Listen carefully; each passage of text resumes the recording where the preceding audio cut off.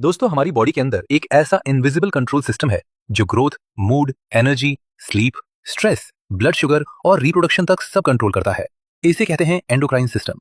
यह system glands का एक नेटवर्क है।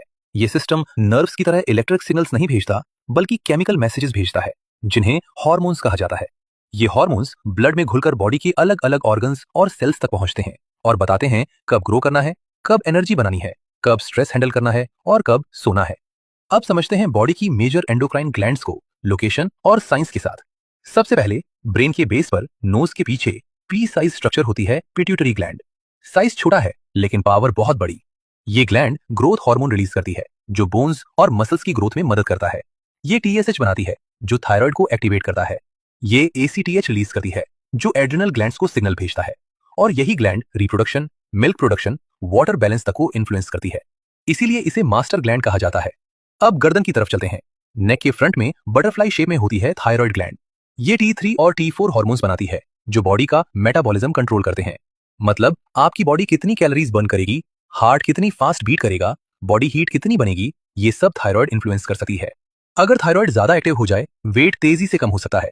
अगर कम एक्टिव हो जाए, थकान, वेट गेन और स्लो मेटाबॉलिज्म दिख सकता है। अब थायराइड के पीछे छिपी होती हैं 4 tiny glands, parathyroid glands.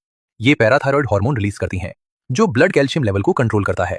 Calcium सिर्फ बोन्स के लिए नहीं, मसल्स कॉन्ट्रैक्शन, नर्व सिग्नल्स और हार्ट बीट के लिए भी जरूरी है। अब एब्डोमेन में चलते हैं। किडनीज के ठीक ऊपर कैप जैसी बैठी होती हैं एड्रिनल ग्लैंड्स। जब आप डरते हैं, भागते हैं या अचानक स्ट्रेस में आते हैं, ये ग्लैंड एड्रिनलिन रिलीज करती है।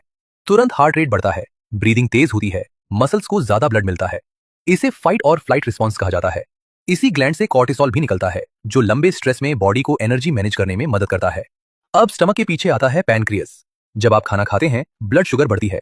पैनक्रियस इंसुलिन रिलीज करता है जो ग्लूकोज को सेल्स के अंदर भेजता है ताकि एनर्जी बन सके। अगर इंसुलिन सही काम ना करे तो डायबिटीज जैसी कंडीशन डेवलप हो सकती है। अब वापस ब्रेन में चलते हैं।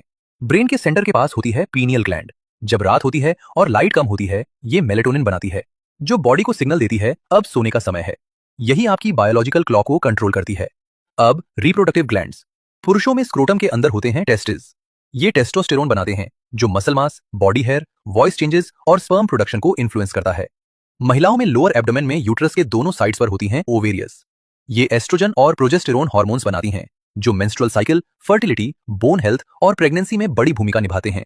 सबसे फैसिनेटिंग बात, इन सभी ग्लैंड्स के बीच लगातार कम्युनिकेशन चलता रहता है। अगर एक हार्मोन कम या ज्यादा हो जाए, पूरी बॉडी का बैलेंस प्रभावित हो सकता है। इसलिए एंडोक्राइन सिस्टम सिर्फ ग्लैंड्स का कलेक्शन नहीं, ये आपकी बॉडी का साइलेंट केमिकल कमांड सेंटर है जो हर सेकंड बिना रुके आपको जिंदा, बैलेंस्ड और फंक्शनल रखता है।